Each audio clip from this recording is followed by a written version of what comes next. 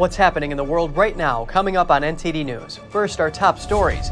The DeSantis campaign isn't letting any launch day tech troubles cramp its style. To the Twitter Spaces crash, it says, "Help us break Washington next."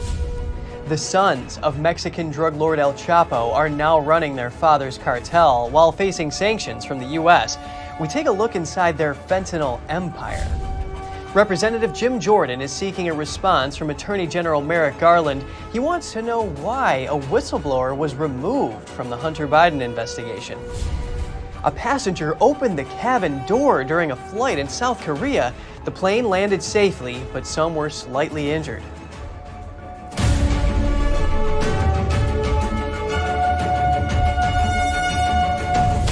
Welcome to NTD News Today. I'm Kevin Hogan. Our top news is on Florida Governor Ron DeSantis and his presidential campaign. They have flipped the script on his campaign launch tech glitches. NTD's Daniel Monahan has more on what they're saying. The largest crowd ever tried to sign into the Twitter Spaces event and crashed it. DeSantis took pride in the huge audience. His campaign had T-shirts for sale the next day with slogans like, "DeSantis breaks systems, the internet, the deep state, corporate media, woke indoctrination. Help us break Washington next." His team said the launch and his videos received 30 million views in 15 hours, with over $8 million raised within a day. PayPal co-founder David Sacks co-hosted the event with Elon Musk. Sacks praised DeSantis on Fox News for staying cool and unflappable under the high-stakes pressure. Really, I think made a great impression as someone who doesn't get thrown off his game very easily. Meanwhile, DeSantis responded on Newsmax to attacks trying to label him an establishment Republican.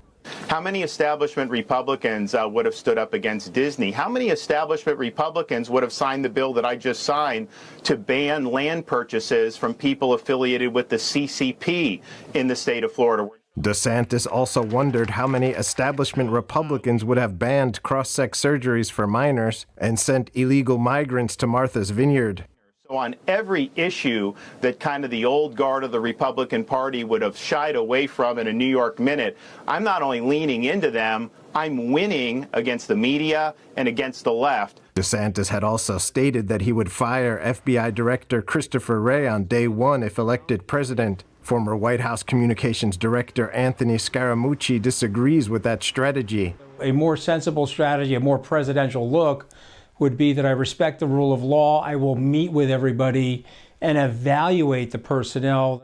In related news, Mexican President López Obrador made it clear on Thursday that DeSantis is not his top choice. What he enforced in Florida, an anti-immigrant policy.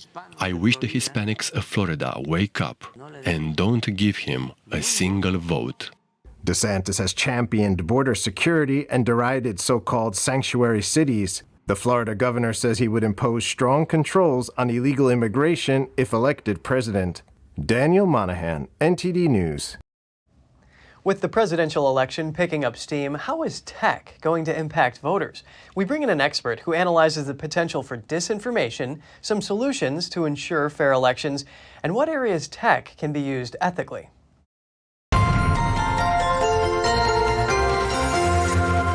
Joining me now is Hans von Spakovsky, Senior Legal Fellow at the Heritage Foundation. Hans, I'm so glad you can make it on the show today. Sure, thanks for having me. In this era of artificial intelligence, are there concerns that this technology can be used to prevent or carry out election fraud? Yeah, I'm very worried about that. In particular, I'm worried. You know, there's the kind of fraud that steals votes, but there's also the kind of fraud that fools voters. And I would point out to you two relatively recent scandals. I mean, one is the fake Steele dossier that was created as political disinformation to cause problems for Donald Trump. And the other is, remember 2004, when George Bush was running for president, someone created fake National Guard reports, supposedly from his commander, that were very critical of him. And the only way it was determined that these were fake was because the huckster who created them used a font that's part of the Word software program.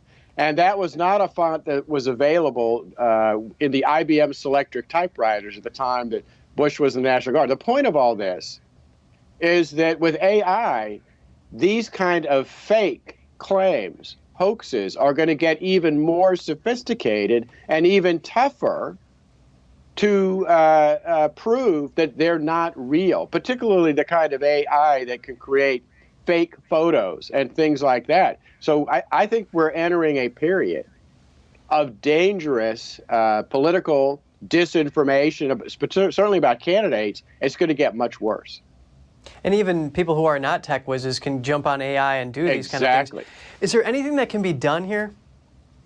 Well, you know, since technology is the problem, technology has to be the solution. And the solution here is going to be developing AI technology that can figure out when things have been faked, when they have been phonied up. Now, I would think that is the kind of sophisticated software that, in particular, our intelligence agencies should be working on and developing, because those are the kind of tools, for example, that foreign adversaries will use against us. Yeah, so not just something from within, but also from other countries, right? And these intel agencies would be wise to start developing these things. Now, from the Brookings Institute, they say that candidates may use AI to zero in on these swing voters instead of wasting money on people who have already made up their minds. And this is done through machines analyzing people's microdata from these brokers and looking at their reading, their political behavior. Do you see this as just fair game, or are there any concerns here? No, I think that's fair game. It's not any different from the fact that, as you know, the big social platforms all keep track of the kind of searches each of us does on the internet every day, and they use that to target us with specific advertising that's based on our search patterns. So the only thing that's going to be happening here is the candidates and political parties will be adopting the very same techniques that corporations are now using.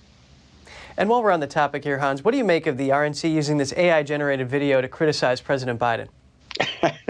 Well, that's a very interesting and actually innovative use of this artificial intelligence. I mean, look, when you're the president, when you are an elected politician, that makes you fair game for criticism, whether it's an individual coming up with it or whether they're using sophisticated computer technology to create it. Excellent analysis. Hans von Spakovsky, Senior Legal Fellow at the Heritage Foundation. It is always great to hear from you. Thanks for having me. In a rare display of bipartisanship, President Biden is backing House Republicans' Halt Fentanyl Act. The bill permanently designates fentanyl-like substances among the most dangerous drugs, but some lawmakers tell NTD that more needs to be done to counter the fentanyl crisis. NTD's Melina Wisecup has the details from Capitol Hill. More than 150 people die every day from overdosing on fentanyl. The epidemic is described by the DEA as the deadliest drug threat our nation has ever encountered. And in an attempt to combat this, the House passed a bill that would list fentanyl as a Schedule I narcotic. And Republicans say that there are more aspects to consider. It hasn't always been fentanyl, but what has been one of the common denominators in the problem is what's going on at our border and how the drugs get into this country. The whole drug problem is multifaceted, and we need to address it. You got to deal with it at the source, which is our southern border. That's how it's getting in. And so I would say, even though this bill is important, the most serious bill is our border security package that we passed a couple of weeks ago. There were many Democrats who joined with Republicans to support this bill, although one of them told me that they would have liked to have seen some changes to it, but he described this issue as too serious to delay action on. This is not the way I would write the bill. But since I know it's a work in progress and something that's so devastating, Congress needs to take action. And President Biden does support this GOP-led bill, writing in a statement that the act includes critical components for the administration's plan to combat the supply of illicit fentanyl. The bill passed with 289 yes votes, while 131 Democrats and 1 Republican opposed it. Now, some are concerned about using criminal penalties to combat what they describe as a public health crisis. Mandatory minimums just don't work. You need to have circumstances differ from case to case. We know that China plays a role in trafficking this illegal fentanyl. Can you give our audience an understanding of to what level does China play in trafficking this fentanyl, and is there a way you all can hold the regime accountable for this? Yeah, no, they play a big role. Well, I call it Xi Jinping's gang. To me, it almost seems like a criminal enterprise of what they're utilizing to try to get into the United States because they know of the havoc that it creates. The bill is now headed over to the Senate, where it could be tweaked before final passage in both chambers, and then off to the White House, where the president is expected to sign it. Reporting in Washington, D.C., Melina Weisskopf, NTD News. All right, and speaking of illicit drugs, the four sons of Mexican drug kingpin Joaquin El Chapo Guzman were once mocked as entitled princelings.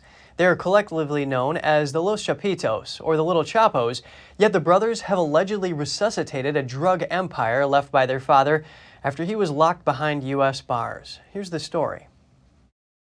Once mocked by adversaries as entitled princelings, the four sons of jailed Mexican drug kingpin Joaquin El Chapo Guzman have resuscitated a drug empire by embracing a new line of synthetic drugs. The brothers are collectively known as Los Chapitos, or the Little Chapos, and their early bet on fentanyl, a synthetic opioid 50 times more powerful than heroin, allegedly helped supercharge an opioid epidemic in the United States. Not everyone believed the Los Chapitos could take the reins of the Sinaloa drug cartel empire built by their notorious father.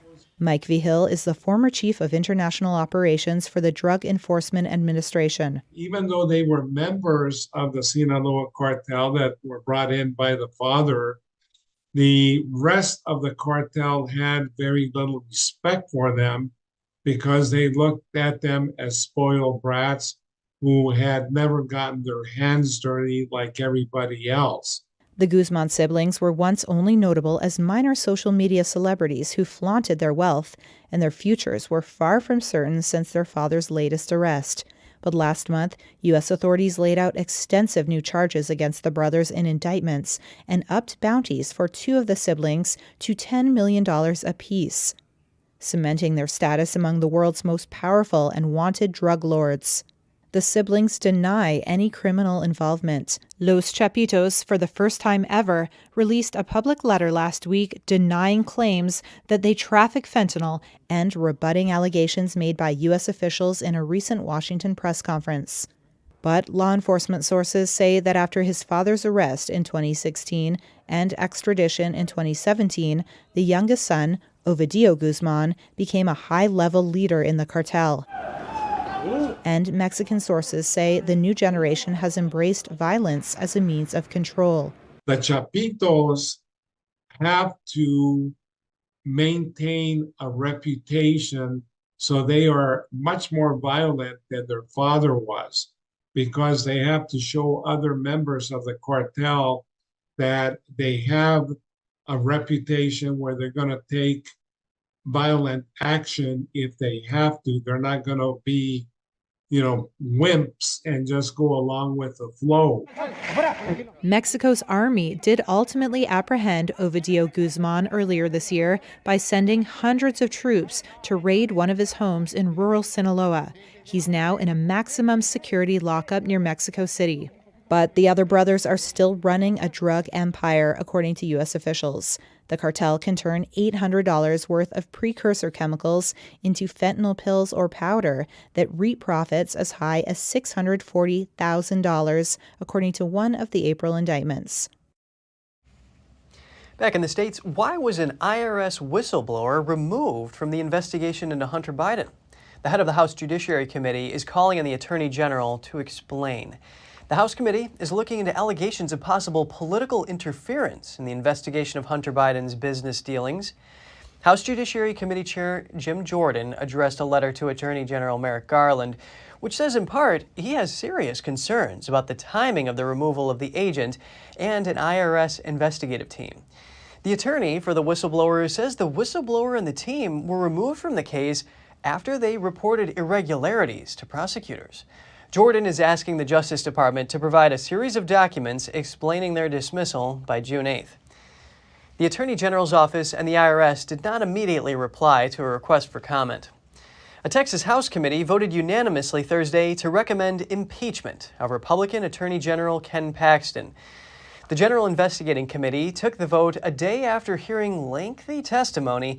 Paxton allegedly abused his office to benefit a multimillionaire who was a major donor to him. Paxton has denied all wrongdoing. It's not immediately clear when the full House will consider the impeachment recommendation. The regular legislative session is set to conclude on Monday. And coming up, it's Memorial Day weekend, the unofficial beginning of summer. We'll take a look at how Americans are traveling this year. New inflation data released today. Prices are rising faster than expected. We'll have more for you in just a moment, right here on NTD News Today.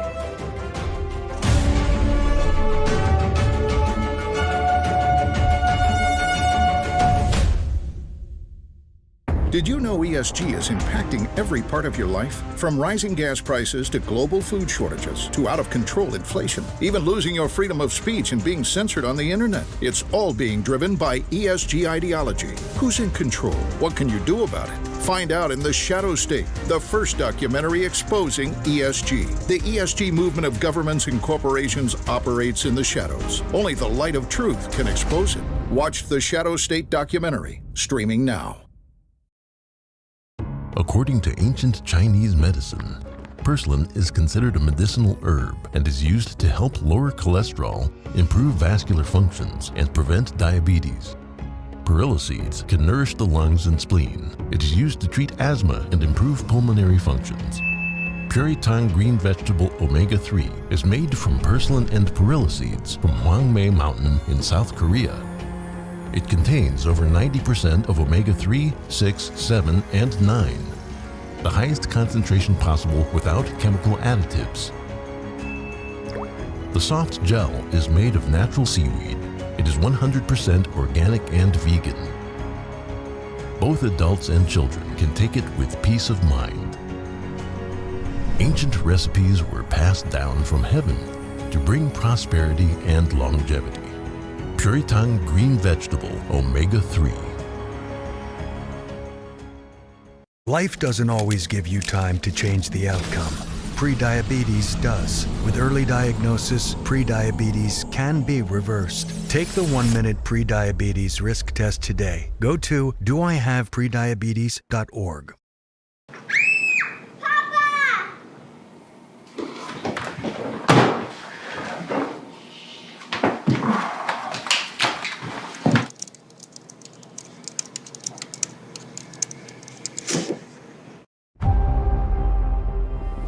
The homeless problem is getting worse, it's not getting better. Crime is getting worse, it's not getting better. Regulations are getting worse, it's not getting better. People are bailing on California in record numbers. Showing more than half of Californians are considering moving. It might be harder to find a U-Haul than to find your next home. The exodus of people moving out of California is not new. No sane person would want to leave California if they could make it here. For the first time ever, people are leaving. In 2020, California lost 650,000 people. Several high-profile companies have moved their headquarters. This place is going to sink. Watch, they already have high taxes. Our problems are man-made. All you have to do is pay attention. It's the money that's doing the talking, the California legislature. It can't go on forever like this. There's a lot of people that you would be surprised by their stories.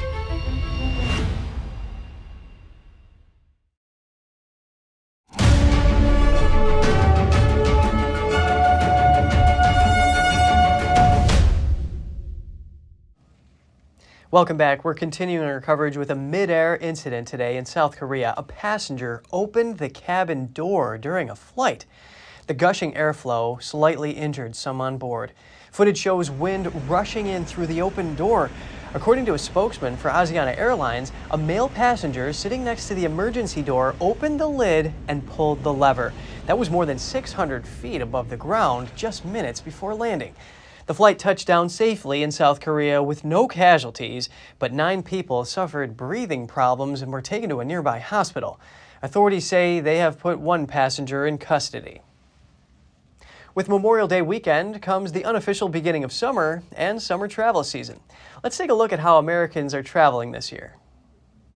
Memorial Day weekend is just the start of what's going to be a very busy summer travel season. Los Angeles' LAX airport is preparing for more travelers this year. AAA is expecting this to be the 3rd busiest Memorial Day weekend since it started documenting holiday travel stats back in 2000. Prices this year are expected to be lower than they were a year ago. July is going to be our busiest month, that we're projecting more than 7 million passengers to use the airport.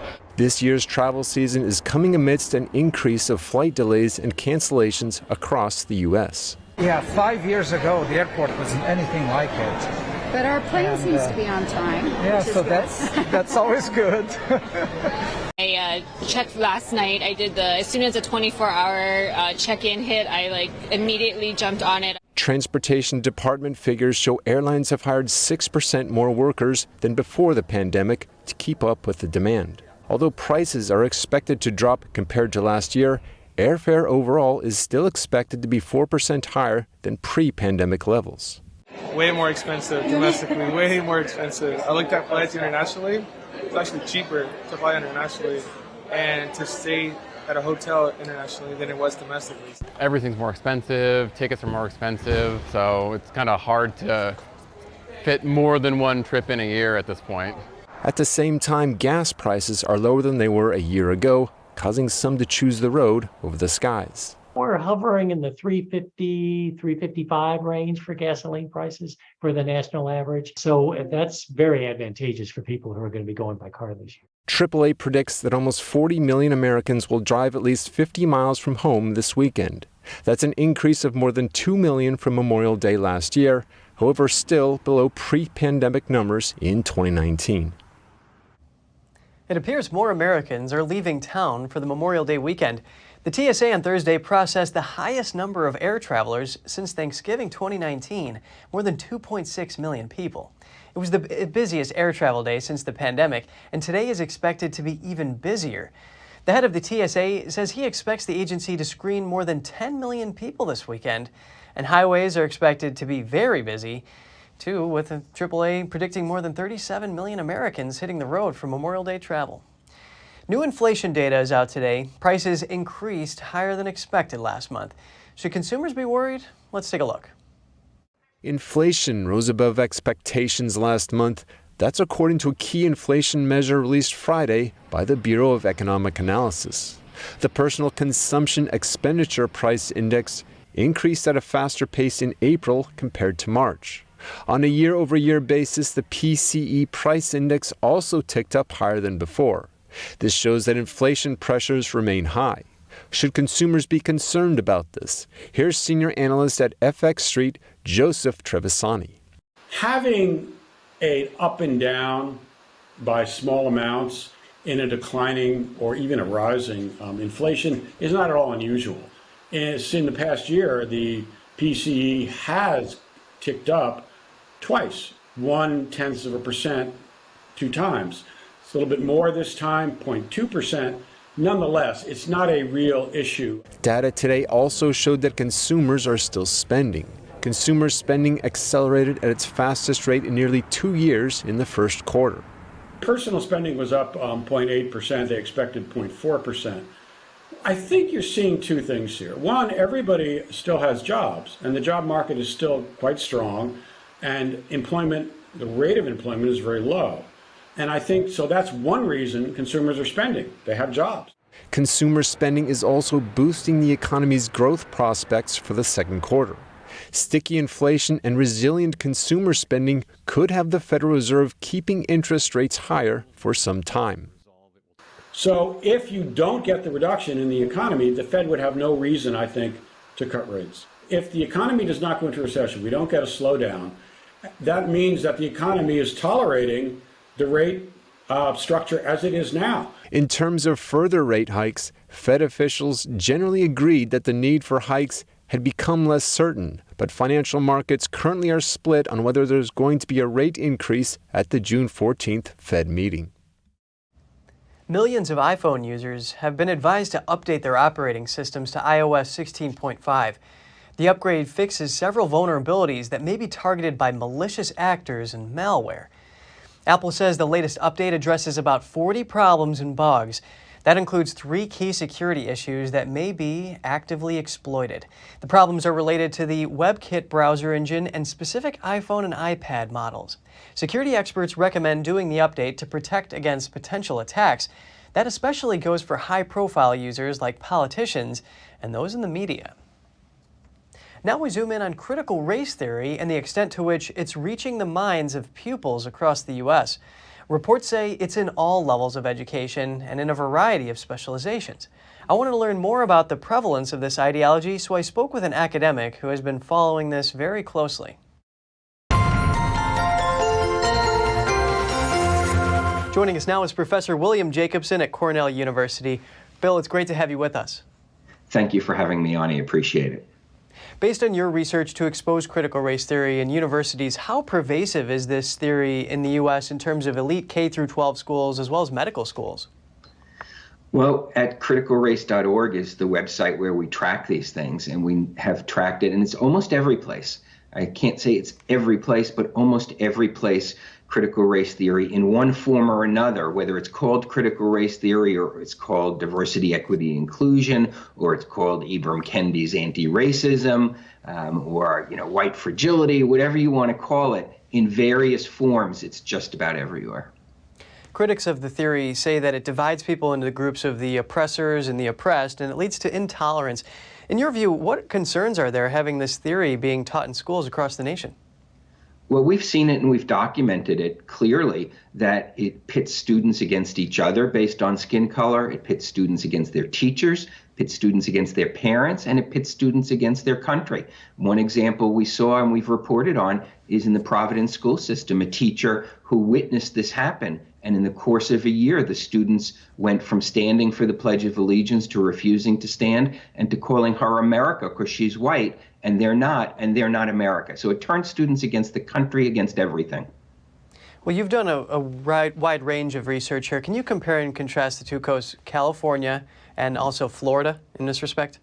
Well, Florida is really taking the lead in pushing back against this at every level. It's the model, if you will. And regardless of who you want for president, Ron DeSantis has seized on a tactic that I think is very effective, which is defunding the DEI bureaucracy. And that's something that we'll see, I think, maybe in Texas and other red states. California, New York are heading in exactly the opposite direction. So we have this unique phenomenon developing of a divide in the country between the states heavily invested in CRT, which are mostly the deep blue states, and the states pushing back against it, which are mostly the red states.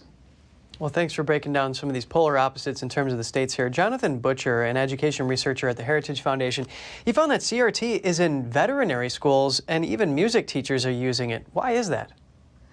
Yeah, well, in terms of the veterinary schools, we did that research, and I think that it's part of an ideology, and it doesn't really matter where it is. It's an ideology of demonizing the country, of portraying us as inherently and irredeemably bad. So they don't really care where they're doing it, and that's why at criticalrace.org we have databases on colleges, elite K through 12, veterinary schools, the military academies, medical schools, and you see the same pattern everywhere. It's a pattern meant to tear down the existing system. So they don't care where it is they're tearing it down. They want to tear it down everywhere. So you've done a lot of work to compile this database. What do you think needs to be done in this respect? Well, again, I think you need to push back where you can. And unfortunately, that's mostly going to be red and some purple states.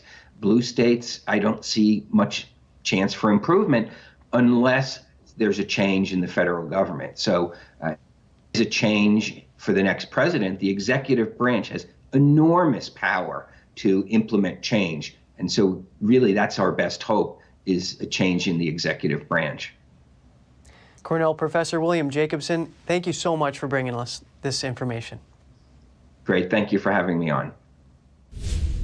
After the break, we bring you a first in the nation. New Bedford, Massachusetts is now building a commercial offshore wind farm. Once completed, the plant could power hundreds of thousands of American homes. Microsoft recently warned that China is hacking America's critical infrastructure. So how vulnerable is U.S. infrastructure, and what's the absolute worst that can happen? We'll have those details for you when we return.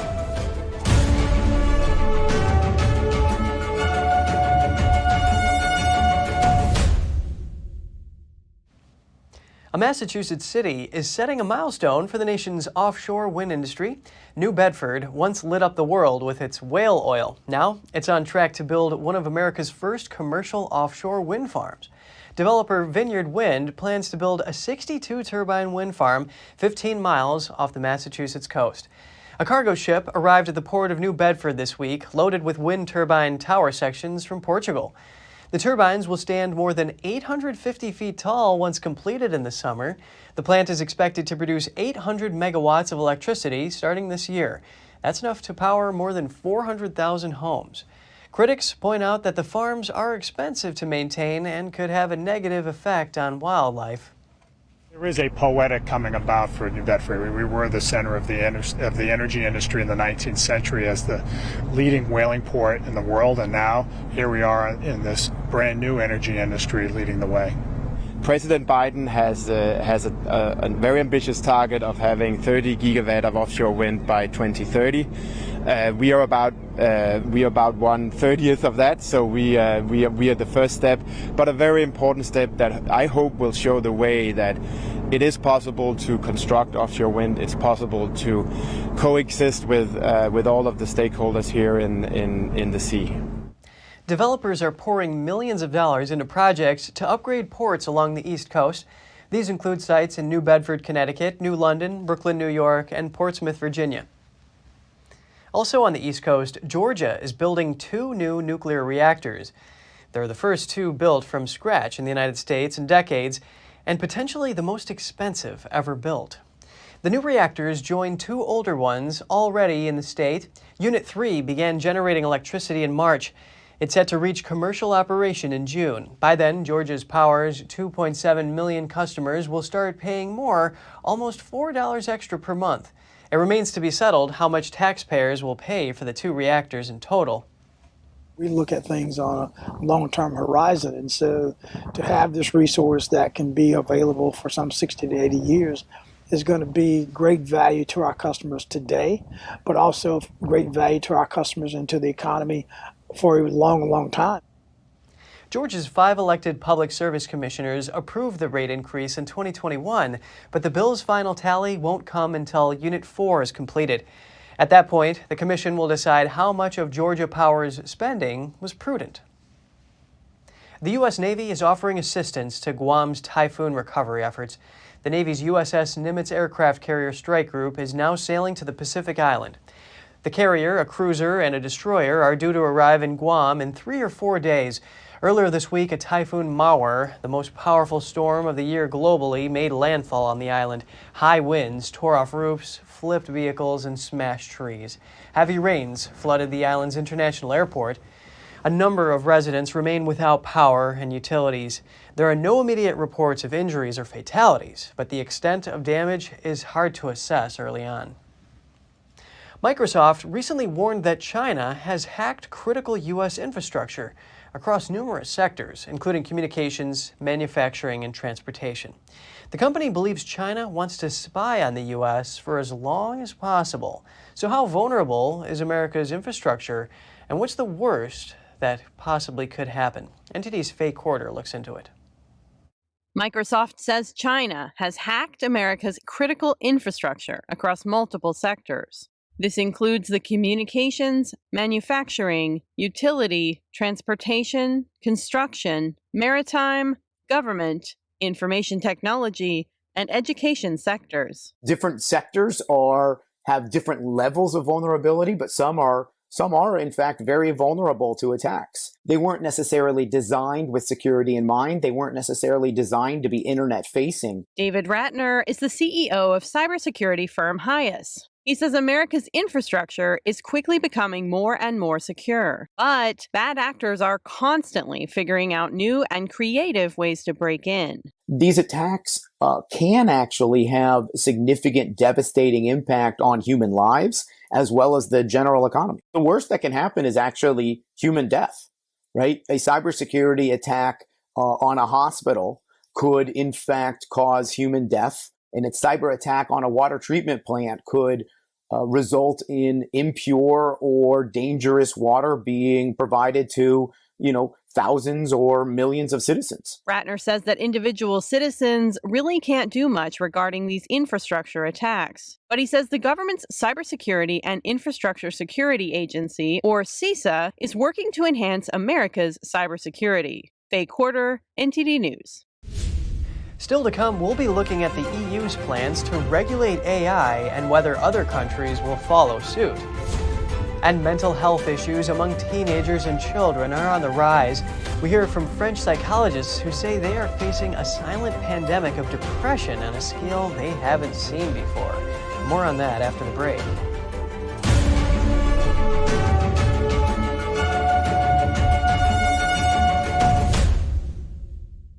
Shenyun Creations, the streaming platform from Shenyun, featuring world-class dance, past programs, and all original music.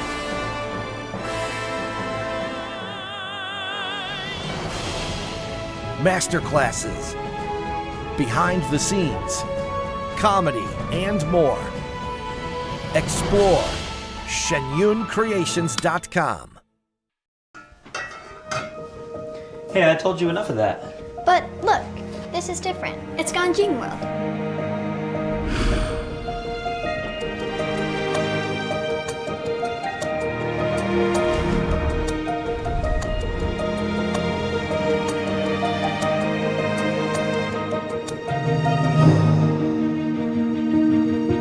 Ganjin World. Family-friendly entertainment. Stay tuned to get 2 rolls of alien tape free. You wouldn't stick your mother-in-law on the wall, but you could with alien tape. It just sticks. Just peel and stick to make anything stay in place quick. Brick, pavers, marble, tile, plastic, even leather. Nothing works better than alien tape.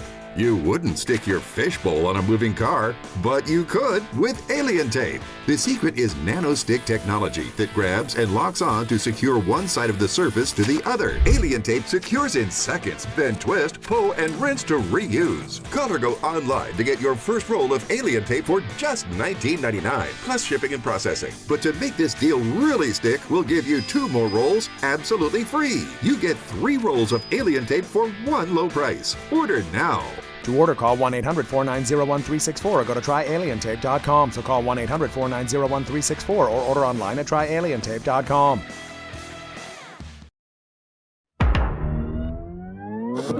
Tired of scrolling Netflix? Trying to find something that's worth watching? Want to skip the censorship in mainstream media? Well, now you can with Epic TV. New exclusive content every day with over 100 never-before-seen movies, films, and documentaries. Available and streaming now at your fingertips. For a limited time now, you can get 60% off Epic TV by subscribing or upgrading to a yearly plan. Plus, get an additional $10 credit to rent featured movies on Epic Cinema today. Skip mainstream narratives and find quality family entertainment from the comfort of your very own home. Say no to big tech and subscribe to Epic TV.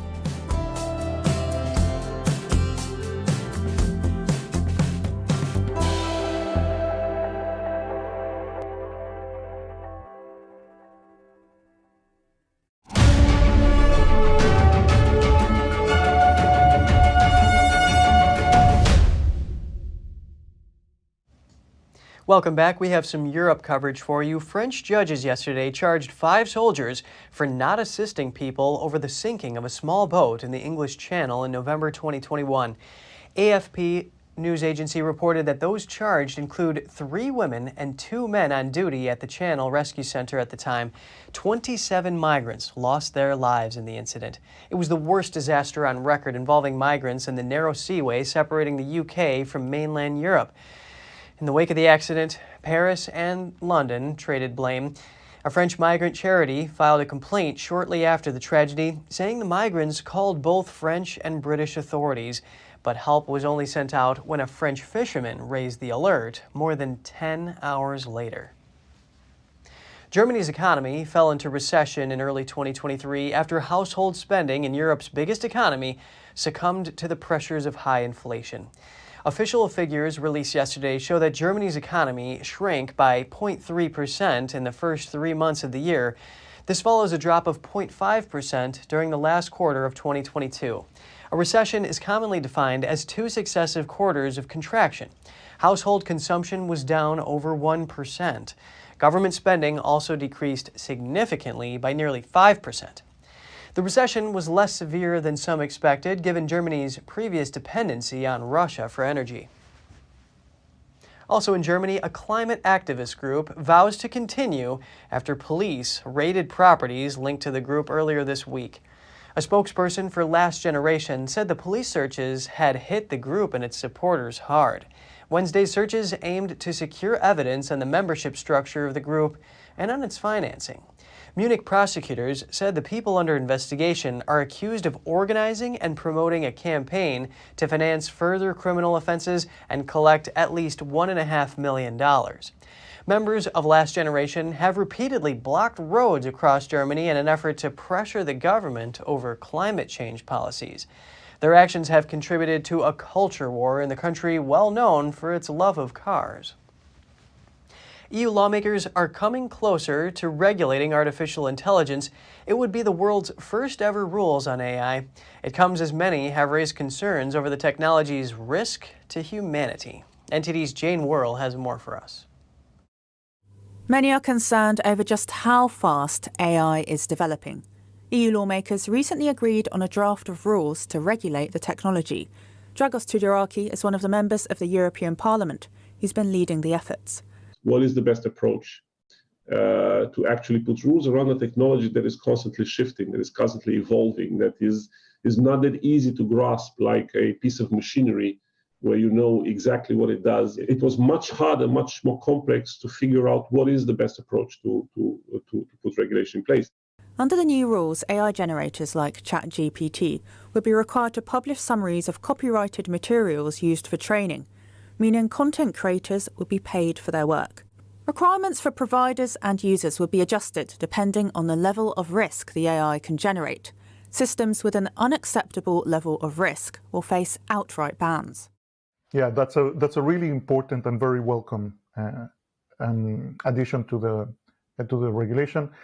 It is going to ban specifically technology that is used on real-time recognition, facial recognition. So are other countries likely to follow suit? Researchers gave evidence to the British Parliament earlier this year, saying rogue AI could kill everyone and so it needs to be regulated. To the extent that the EU successfully manages to protect relevant interests without kneecapping themselves technologically, I think other countries will follow suit, and I think that's an admirable goal that they're pursuing. But the EU rules could also have a different effect. So it could actually prompt, you could call it like a race to the bottom on regulation. Or some countries are actually going to try to bring in AI investment because they're saying, oh, don't go to Europe, they're regulating things. Tudorakis says having rules doesn't mean stalling innovation or investment. The group of 7 nations this month said that while each country's approach to AI regulation may vary, the technology should be in line with shared democratic values. EU lawmakers are expected to vote on the final form of the AI Act in June. It could be a couple of years before the EU rules come into force, but we'll certainly be hearing a lot more about AI in the coming months. Jane Worrell, NTD News. More on tech, Elon Musk's brain implant company Neuralink said yesterday it had been given a green light from the FDA to kickstart its first clinical study in humans. It's a milestone for Neuralink after earlier struggles to gain approval. Here's the story. On at least 4 occasions since 2019, Musk has said his medical device company would begin human trials for brain implants to treat severe conditions such as paralysis and blindness. Yet the company only sought Food and Drug Administration approval in early 2022, and the agency rejected the application, sources linked to the company told Reuters in March. The sources said the FDA had pointed out several concerns to Neuralink that needed to be addressed before sanctioning human trials. They include the device's battery, as well as safety issues surrounding its wires and the protection of brain tissue. Thursday's FDA approval comes as U.S. lawmakers are urging regulators to investigate the oversight of animal testing at Neuralink. The company has already been the subject of federal probes, including at least one linked to animal testing and treatment. In a tweet on Thursday, Neuralink said it was excited to share the news of the approval, but that it's not yet recruiting for a clinical trial. Over the years, Musk has publicly outlined an ambitious plan for Neuralink. He envisions its devices to cure a range of conditions, from obesity, autism, depression, schizophrenia, to enabling web browsing and even telepathy, and that both disabled and healthy individuals would be swiftly getting surgical implants at local centers. Neuralink and the FDA did not immediately respond to a Reuters request for comment. And some background on this, Musk made headlines late last year when he said he'd be willing to implant the brain implants in his children. Experts have told the Epoch Times there could be ethical, safety, security, privacy, and even philosophical issues when it comes to Neuralink's goals of having healthy people interact directly with the technology via the mind. And speaking of the mind, there's a rise of mental issues in teenagers and children across the developed world. At a Paris meeting, psychologists and psychiatrists recently traced this silent pandemic back to social distancing and other pandemic measures. NTD's France correspondent David Vives has the story. The trend is alarming. The French agency in charge of public health found that cases of depression and suicidal thoughts have sharply increased in teenagers in early 2022 compared with the previous year. The Organization for Economic Cooperation and Development, or OECD, has also found that in early 2021, across the developed world, mental health issues among this age group have more than doubled since the onset of the COVID pandemic. Psychologist Amandine Lafargue says her phone hasn't stopped ringing since 2020. We're seeing new symptoms in patients and an explosion in the number of appointments. Really, we're talking about a 600% increase in appointments in child psychiatry and an uptick in suicide attempts, something that's new for us, which serves as a warning for us. The OECD also found that the frequency of symptoms of anxiety and depression in the United States, France, and Belgium was up to 80% higher among young people than the general population. The occurrence of suicides among children is something that's exceptional. And yet, in the last 2 years, there has been a surge in suicides. There has been an increase in phobias in children, anxiety disorders, and things like that. And we know that in the long run and in the medium run, it can lead to more serious pathologies like schizophrenia and other types of psychosis. She said the wearing of masks and social distancing had a strong impact on young children, on how they communicate and connect to others. Despite the end of the pandemic and the government's mandatory measures, mental health issues continue to go up. Some experts have described the rise of mental disorder in the young population as a silent pandemic. Lafargue says she observed many teenagers exhibit self-harming behavior while staying quiet about it. They act without even having shared their suffering. So it's not that we've all become bad psychologists. It's that now, as they no longer have any hope that things will change, or they can no longer imagine a positive future, there's a feeling of guilt. The Pew Research Center in a recent survey found that 4 in 10 U.S. parents said they're extremely or very worried about their children struggling with anxiety or depression. David Vives, NTD News, Paris. Up next, driverless street sweepers may soon hit the roads. The Port Authority of New York and New Jersey is testing them now. Stay tuned for that story in just a moment.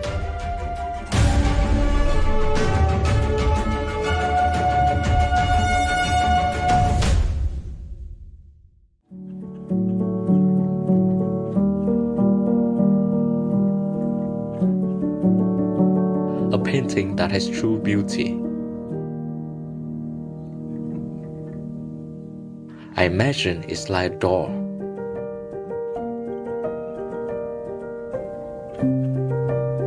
The artist holds the key to open the door. and bring people to a purer world.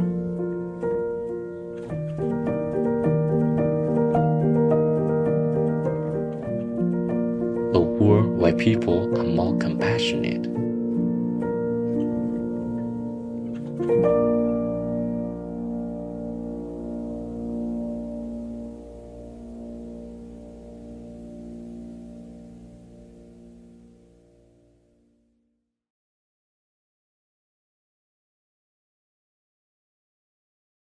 The Fixture Pioneer, CGM.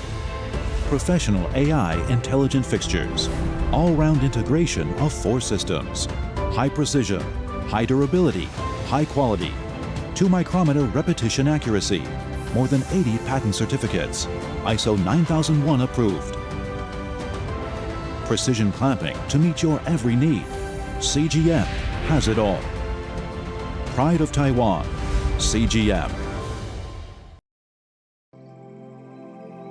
We're becoming more and more urban. We lose our connection with nature.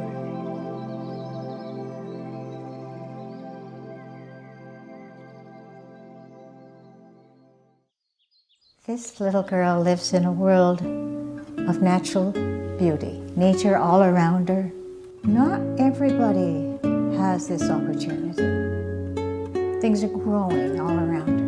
All sort of handmade things. The artist has portrayed a scene that is so comforting and so grounded that we can experience this ourselves.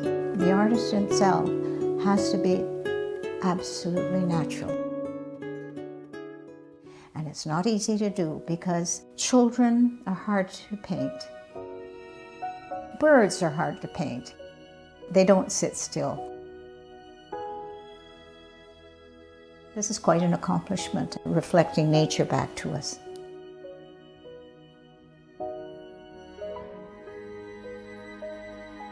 It's just a pure, natural painting.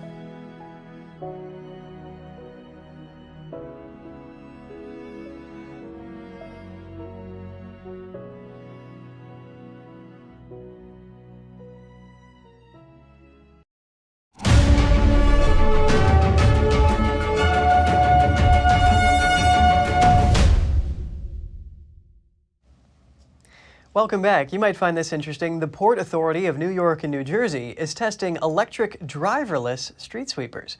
The robot cleaners will sweep parking lots, warehouses, and garages at the ports for the next 2 weeks. NTD's Jimenez has the story. This autonomous street cleaner, named Trombia Free, will be deployed at one of the United States' busiest seaports. Port officials say Trombia Free will prove highly economical. Conventional street sweeper currently only operates during normal business days, right? Where this allows us to extend that service into the evenings, into the weekends, right? So more coverage, more bang for the buck. Finnish company Trombia's CEO says the technology represents the next step from a robotic vacuum cleaner found in many homes.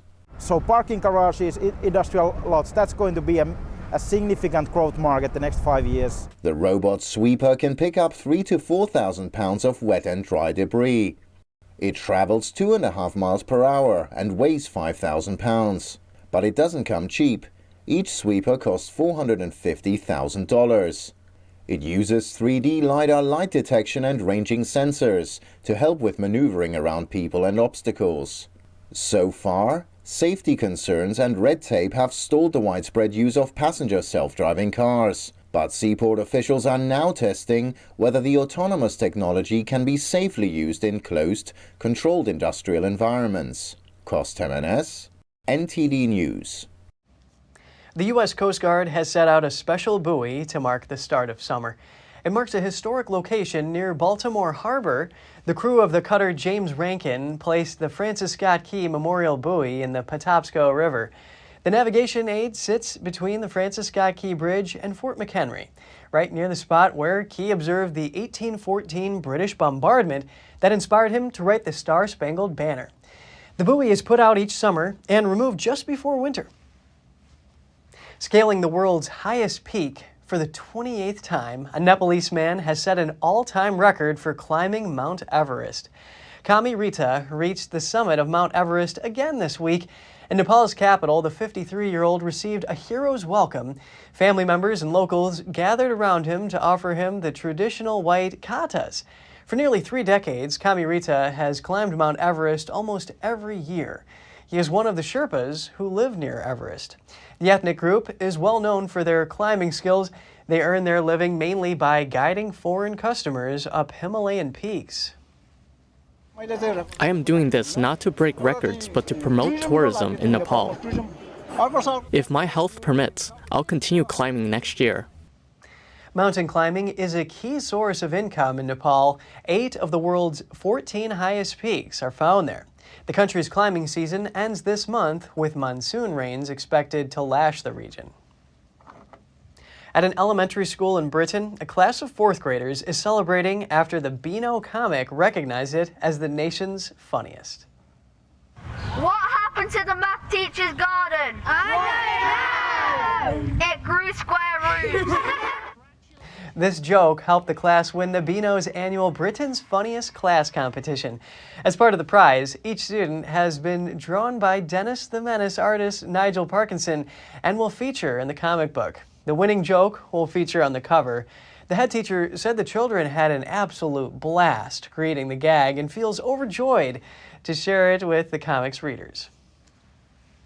It's a girl. The Milwaukee County Zoo welcomes a new addition, a newborn Bactrian camel calf. And the zoo says she's healthy. The newborn weighed 88 pounds at her first neonatal exam. She's bonding well with her mother, AJ, and is getting to know her father, Stan, through a mesh fence. The 2 adults have 3 male offspring, but this is their first girl. The zoo says visitors might be able to see the family's newest addition in person, depending on weather and other factors. That's all for today's program. We're really glad to have you with us. I'm Kevin Hogan, NTD News.